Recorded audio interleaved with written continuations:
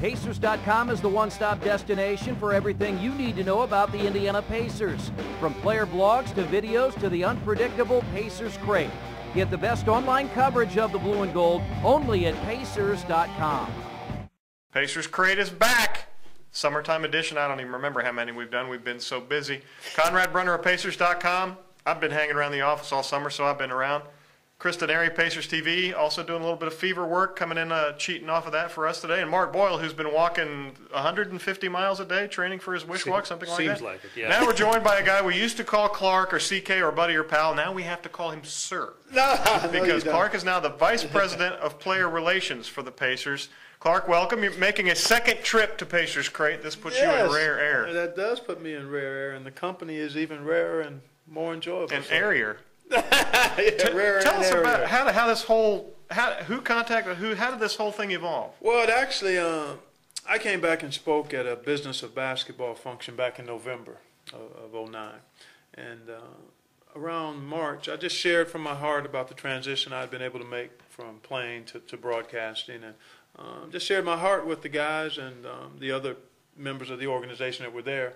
And a couple of months after that, David Morway called me and talked to me about perhaps wanting to expand my role with the franchise. That's basically how it started. And then one thing led to another over a few months, and it became apparent that they were going to make a change in the Vice President Player Relations area, and they thought I would be a good fit for it. And I gave it some thought and some prayer and considered it and said this would be a terrific opportunity to expand my role and do something that I think I'm probably reasonably well prepared for based on my background and what resonates with my heart in terms of serving and trying to help impact other people, particularly young folks, and to have a chance to do that with this organization was something that I thought was appropriate and at a good time and a good fit.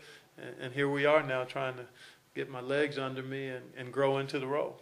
Clark, it seems like it makes a lot of sense because of, former player, and you have kids that are in similar positions. You have two in college, one that just completed playing college sports. So you know what these young people go through, don't you? Yeah, I do have that experience as a dad of collegiate level athletes. That certainly is going to be helpful to me because so many of our players, particularly with the Pacers, but around the league, are young players coming in with their own sets of challenges and demands as pro athletes. And I've been there before. Certainly the times have changed. It's been 25, 30 years since I was on the court. But nonetheless, there's some things that are timeless in terms of the experience that I hope can lend itself well to trying to help these guys navigate where they are right now for the benefit of them first and foremost. And then as a result of that, hopefully benefiting the franchise and the city. When you think back to when you played and generations before that, there were no player development guys. Now, did they need them and not have them, or is this generation of players so different that they need some kind of TLC that the other generations didn't? I think they were always needed, but in many ways, Mark, going way back, I think veteran players typically would kind of serve in that capacity. So why don't they do that anymore? There aren't as many veteran players around. The league has become so much younger, and even the veteran players are 24, 25, 26, and because many of them have perhaps skipped the development that you gain from college, because of the fast-pacedness of our culture and the actual, I think how our culture is a little lax in standards for excellence and attitude and effort. I mean, there's so much that in years past would be frowned upon that's okay now.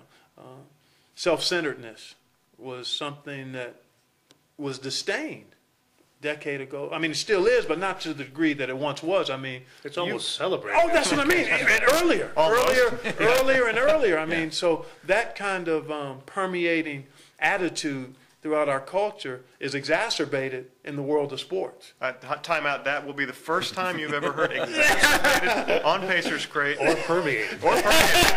So this is what happens when we bring CK into the mix. We all learn new language. But no, really, I think that the whole idea of celebrity, I mean, there used to be more of a willingness to kind of pay your dues when you became a pro. Now you're almost expected to instantaneously be a star, or stardom is thrust upon you, celebrity is thrust upon you, in addition to multiple zeros at the end of your check much earlier now than in years past. So I think all of that impacts the need, leads to us having a need for people to help navigate some of these young players through life as a professional athlete, professional basketball player in particular. Does 2 count as multiple zeros at the end of your paycheck? Because if so, no. I mean, I was going. Right, actually, I was actually going double commas. Then I'm out. What I was thinking about. That's I misspoke there. Double commas is what I meant. Fans are very concerned that this somehow means that you're moving out of broadcasting. Obviously, they loved you as a broadcaster. You're huge. That's how you've made your multiple zeros over the years. But you're not leaving broadcast. You're still going to do CBS. You're still going to do Pacers games. Well, when this all happened, it was pretty clear from the way David approached me that they wanted me to continue to do everything that I was doing, and thought that we could still make this work effectively. And that was what I wanted to do as well. Obviously, I love what I'm doing as a broadcaster. So to have a chance to make this work is going to require some changes in other areas. I've got to cut loose some other things that I've been involved with, obviously. But I'm looking forward to it. It's time to do that. And my wife, we've been married 27 years. She actually thinks I have a real job now.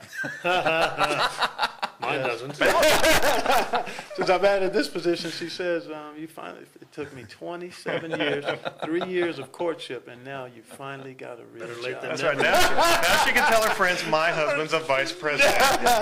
Well, we always like to say when we're broadcasting games, it beats work. Oh, we? my goodness. We say that. We say it all the time. We feel it, we live it, we breathe it, and it's wonderful to be able to say that about your work, that it's so much fun that it doesn't feel that way. Well, it's interesting because now we've got Clark early on record in his first few days inside the franchise and not as a broadcaster per se. We'll be sure to come back in 2 years or so, get a perspective after Clark's had a couple years inside the franchise. Let's do it quarterly. Okay, yeah. all right. We'll have to have it more regularly. Hopefully, I think we all enjoy watching you broadcast. They love, Chris loves working with it. We all love listening to you. I hope now I can get you on the website more frequently. I think that'll certainly be much more or write doable. a column or whatever you want to do. You've already planted that seed. And maybe a vocabulary.